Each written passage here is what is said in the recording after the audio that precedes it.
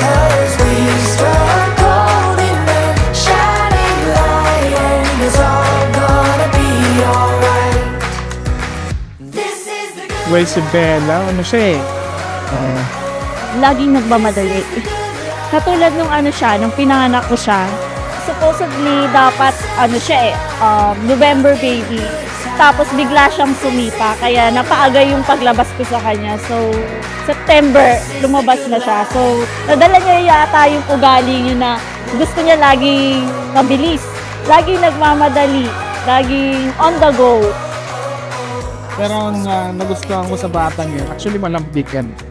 So, she knows how to paano maglambing sa bagula.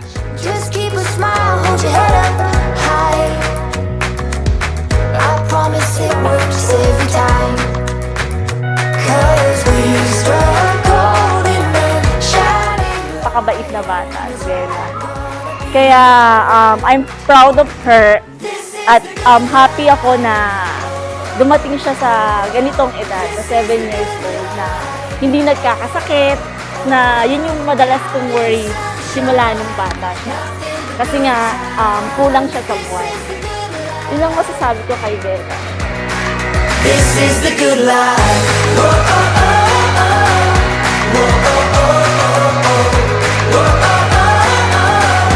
Whoa, oh, oh, oh.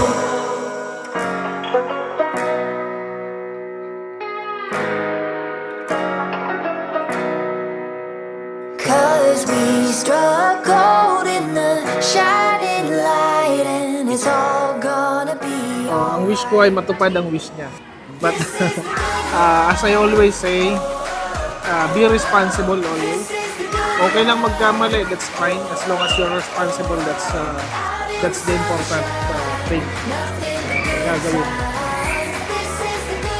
Sa akin naman, sana sa lahat ng gagawin mo, gusto mo yung gagawin mo. Hindi lang dahil pinipilit ka namin. Gusto ko ma-achieve mo yung mga pangarap mo ng masaya. Huwag mong kalimutan na mahal ka na. At gusto namin the best for you. Happy 7th birthday, Arabella! We love you!